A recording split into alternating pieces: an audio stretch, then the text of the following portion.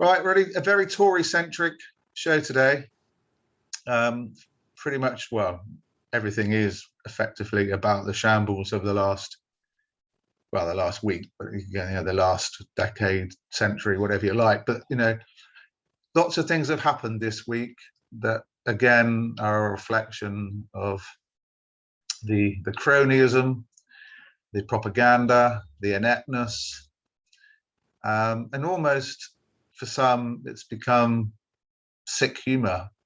I mean, to carry on in this vein with the ways in which they introduce policy, contradict policy, make things up on the hoof, their cabinet reshuffle, which we shall start with in a sec. It's all, if you were making a sick show to go out in the early hours of the morning, the Tory party would fill large amounts of that content. And so I suppose some could argue, our viewers, that today's edition is a sick show.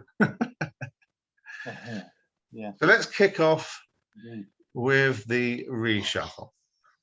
And let's draw the viewers' attention to who exactly it is that we now have the privilege in this country of calling a Tory cabinet.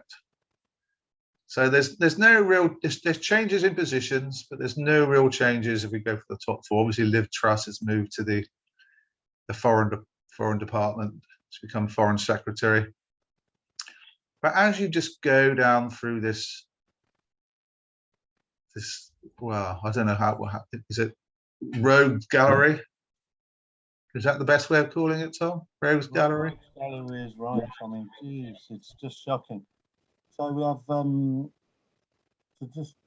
so we got Liz Truss. If you haven't seen it on Dorset Eye, there's an article of Liz Truss's greatest hits. Best moments of Liz Truss, including the infamous cheese. I don't know whether it was meant to be stand-up comedy or something, but it hit a flat spot, it would be fair to say, at the Tory party conference. Her speech on trade, cheese and selling tea to China, etc. Staggering to think that this simpleton is now foreign secretary and may well be in charge of things to do with war and dropping bombs and so forth. Pretty scary thought. Am I right in saying that often acts as the prime minister if the prime minister's out of action? So Raab did when Johnson had COVID. Raab was prime minister. We drop bombs almost every day. We just don't hear about it in the news, but it's almost a daily occurrence that we're dropping bombs somewhere in the world. And it's if anything happens to our prime minister, not that Johnson's any great shakes, obviously, but if anything happened to him, it could be Liz Truss making those decisions. Wow. Sorry, Jace, go ahead. No, I was just going to say, I think Dominic Raab is deputy prime minister now, so he still maintains that role of stepping in as he did at PMQs this week. Yeah. Going back to Liz Truss, a little known fact about Liz Truss, and she sort of got this reputation. I think it's probably a bit misogynist, but Liz bury me in a Y-shaped coffin Truss, because she had an affair with a Tory MP about 15 years ago and split his family up. So ultimately, it's his responsibility as much as hers. But I wonder whether that's the sort of thing that Boris Johnson finds appealing.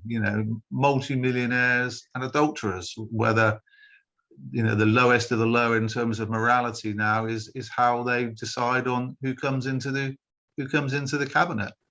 Because whenever you watch them being interviewed, they're totally inept. They're totally out there. And so many of them, to be fair, are public school educated.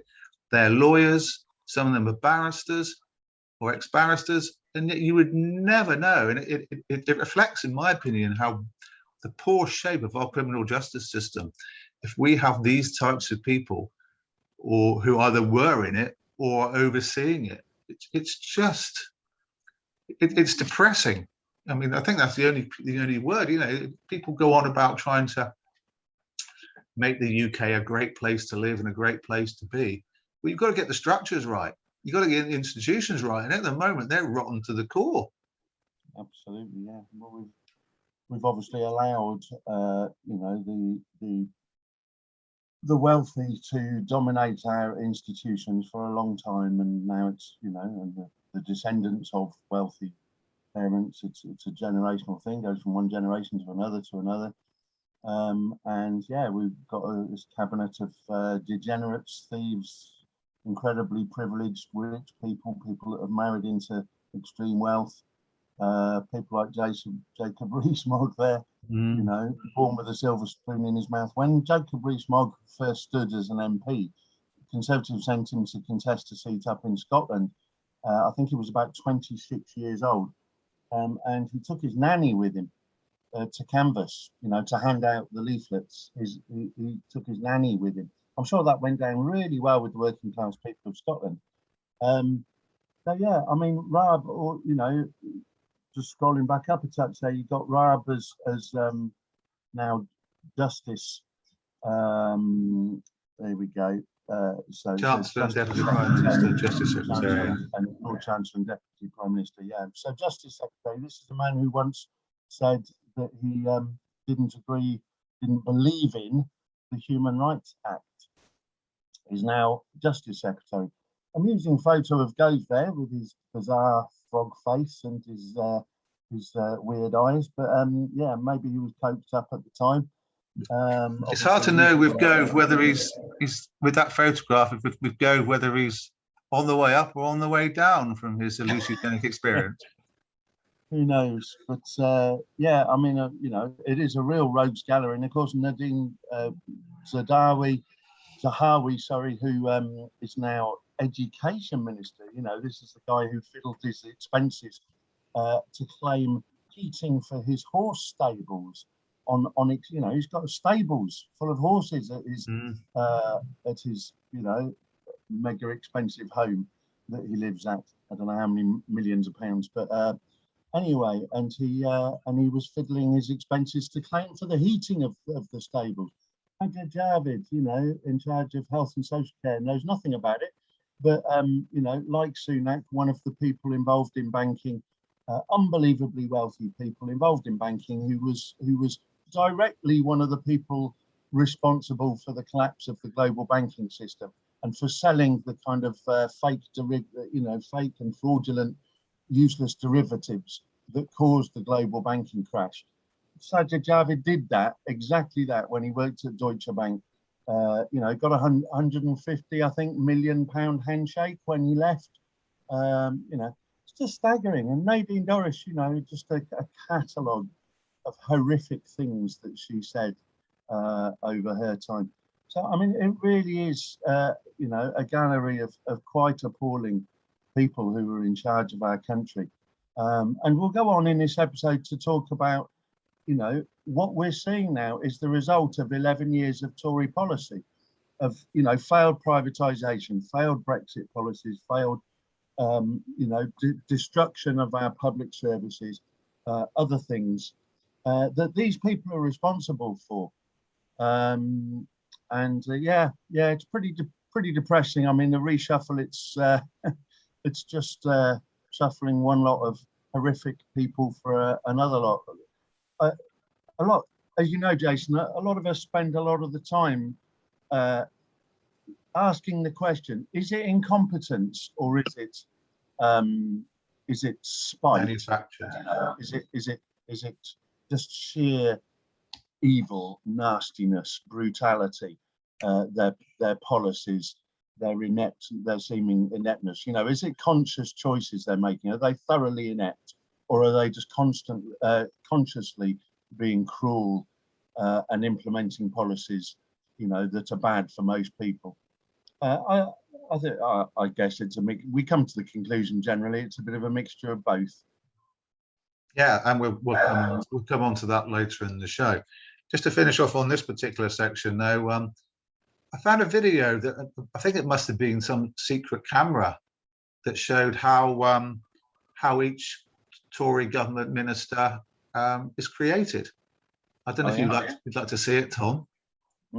Yeah, I'd love to. Great.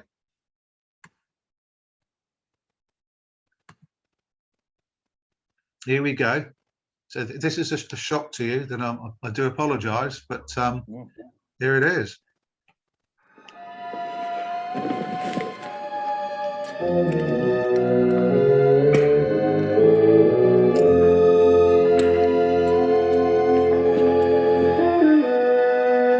Oh, what, Bud? If only you weren't so damned attractive.